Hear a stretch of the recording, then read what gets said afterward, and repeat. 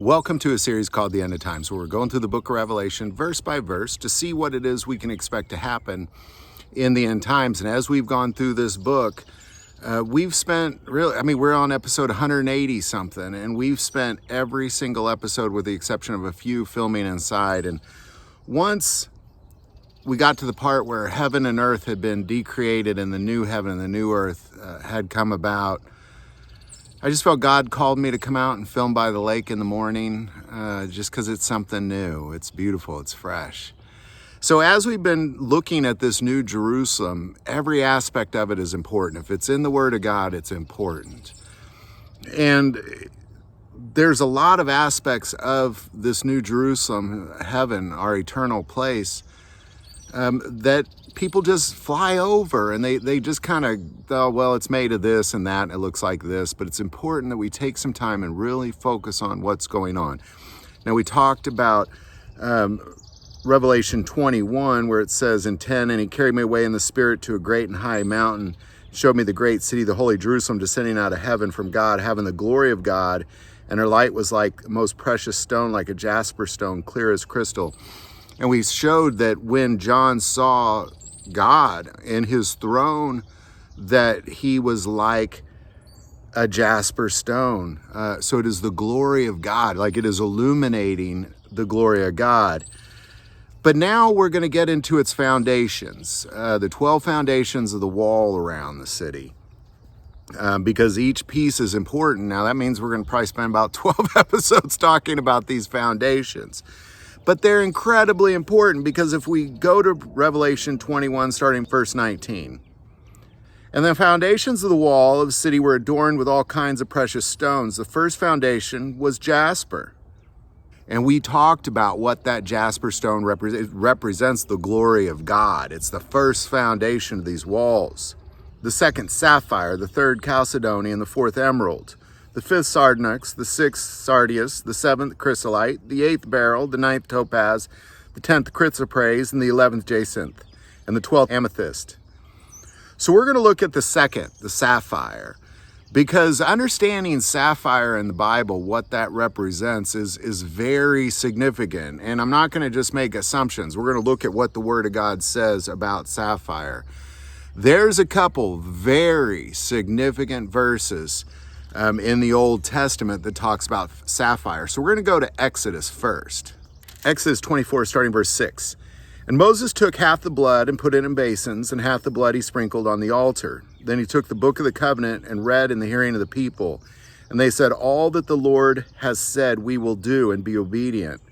And Moses took the blood, sprinkled it on the people, and said, behold, the blood of the covenant which the Lord has made with you according to all these words. Then Moses went up also, Aaron, Nadab, and Abihu, and 70 of the elders of Israel, and they saw the God of Israel. And there was under his feet, as it were, a paved work of sapphire stone. And it was like the very heavens in its clarity. So here what you see is when the children of Israel and Moses, they see God, he's walking on sapphire brick pavement. And we talked about, like, when you see gold as clear as glass, when we see precious stones here on the earth, they're flawed, and even if we shape them and polish them, there's always some flaws.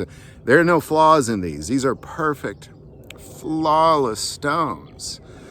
So when they say things like, and there was under his feet, as it were, a paved work of sapphire stone, and it was like the very heavens in its clarity. So this is a work of God. Like, he created this thing that he's walking on. And it's sapphire that he chose to walk on. But it's not just sapphire that he chooses to walk on. It's also sapphire that he chooses to sit on.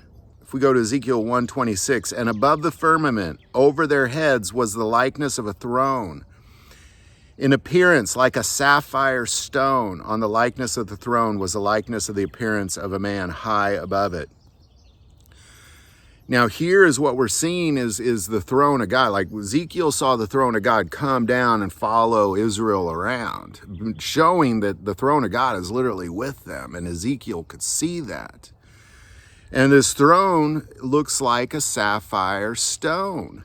Now, if we go to Ezekiel 10, starting verse 1, and I looked, and there in the firmament that was above the head of the cherubim, there appeared something like a sapphire stone, having the appearance of the likeness of a throne. So a sapphire stone is a perfect, flawless sapphire stone is where God's feet and his behind touch where he goes. So when he walks around, he's walking on sapphire stones. When he sits on sapphire stones. Now, this is very important because the first foundation, the jasper, was the glory of God. The sapphire is the holy presence of God. Like when we see that holy Jerusalem descending and it's glowing like a jasper stone, we know that he is in there. And when the second foundation is sapphire, we know that he is in there.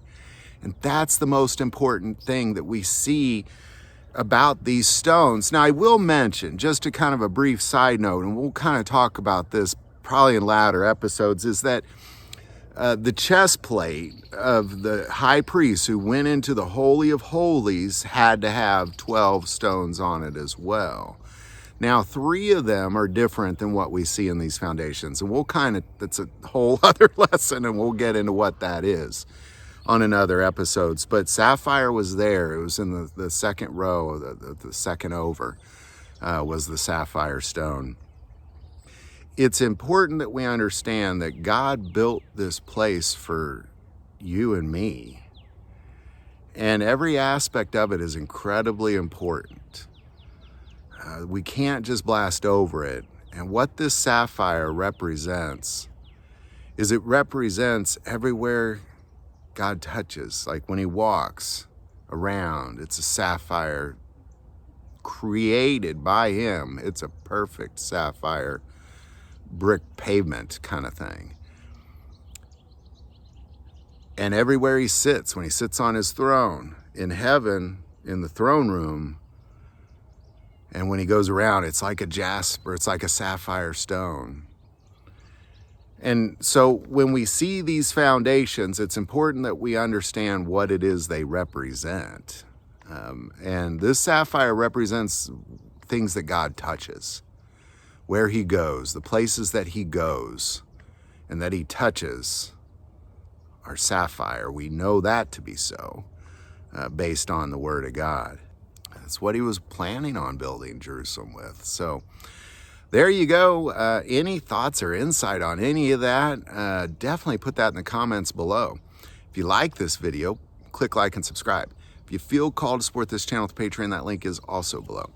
But the most important part of this channel is we take prayer requests. So please don't ever hesitate to send that in. Thank you for watching this episode of God, Family, and Guns. And as always, love God, love your family, and love guns.